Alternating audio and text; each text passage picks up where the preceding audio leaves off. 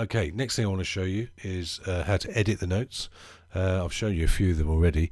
The note length, you grab the end and simply drag it along to the length that you want. So if I wanted that one longer, drag it along. If I want to change the pitch of it into a different note, up and down. And finally, the position of the note, you can drag it to make it happen earlier or later, depending on what you want to do. Velocity we've already done. Whichever note's highlighted, it turns it white and you can see it. The reason why it does that, you might have a chord. Let's just show you that. So there's two notes there. Depending on which one I want to edit, it helps because it can turn it down, match them up a little bit if you're doing a chord. Next, we're looking at a copy and paste of the notes. So I'm just going to switch this out, MIDI out, off, because every time I select a note with it on, it plays a note. It can be handy, but it can be quite annoying, so I'm going to turn it off. Right, so I want to copy this note over here. Literally, I could, if I wanted to, go up to File and go Copy, and then select where I want it here, and just go back up there and go Paste. But also, I could select the note I want, press Command C on the keyboard, which is copy, and then select where I want it to go and Command V, just like a Word document. And finally, I'm going to go on to use loops and pre-recorded samples. Incidentally, the copy and paste works exactly the same for the regions when you're arranging a song.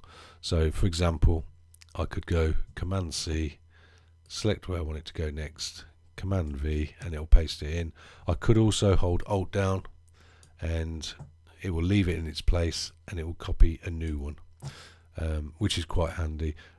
Also, grabbing the end will create these ghost copies, which are quite useful because if it's the same all the way through, if you're looping it and you notice that there's a mistake in there or you just want to change it, changing this first coloured green one will change all the ghost copies after that, so that's quite useful as well.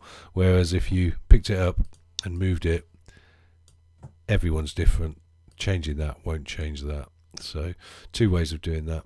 And also you could use these as well. You could cut it and paste it a little bit further along.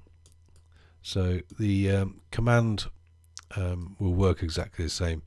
The reason it did it there is because that was there, so we'll just go Command V, Command V. Yeah, the shortcuts are exactly the same as a Word document with changing letters and words around. Next thing I want to show you is just a loop library and importing audio loops. So you come over to your browser and you go to the loops. You can select then whichever audio you're looking for. So in my case, I'm going to look for beats, and I'm going to look for maybe urban beats, and this filter will narrow down your search. You can also look for tempo, keys, beats, and match it as well for the key. Problem is with matching, you'll probably all end up writing the same tune, so it's not necessarily a good thing, but it might get you out of a sticky situation. You can click on these. These are actually MIDI loops. So I'm going to go on to the blue ones, which is the audio. Once I've found one I like, I can drag it. Don't drop it onto an instrument. Drag it in the bottom grey area. It creates its own track, and I'm going to mute my bass line. And once you double click that, you've got your audio file at the bottom, and the holding Alt down and all the copy and paste works exactly the same way. The difference is you can switch that, drag that, and that's using the top. I'm going to bring this down so you can see it a bit better. The bottom one won't work because it's the end of that loop. It will stop there, but the top will bring you these ghost copies up again, which is quite useful. In fact, you can switch, if you switch loop on, it will go all the way until the end of the song. Where's the end of the song? This little white box indicates where the end of the song is. So wherever you drop it, it will cut it short. It's a good idea if you're working on loops to put the end of your song in before you start. Next, just get rid of that. Next, I just want to show you selecting the right instrument, the right sound, using software instruments and presets. So I'm just going to delete that, and let's just clean this up a little bit. Okay, so we're going to select, say, a drum kit. Going to click on new track, go to software instrument, create that, and we're going to go on to not bass choir but drum kits. Once we're in drum kits, and that's here, incidentally, notice I could only get to this menu. Sometimes it's hard to go back. Once you've chosen your drum kit, it takes you over. If you want to go back, if you've got a magic mouse, you simply swipe it with your finger. So we're going to go on to an electronic drum kit and some breaks. And if I put on my virtual keyboard,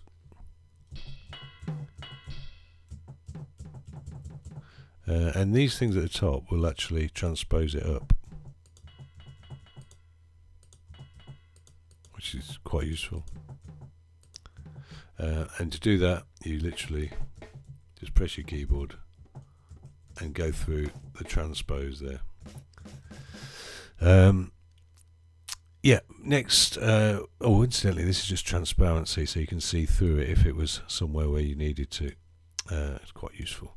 And at the bottom, you've got your velocity, how hard it is hit as well. So that's obviously hitting it a lot harder than that. Okay, and then you would simply record it in again, just as we did before, hitting R or hitting record, or just punching them in. For example, I could right click, create an empty MIDI track, click on there, and using my piano roll editor, I could click in some notes wherever I wanted to.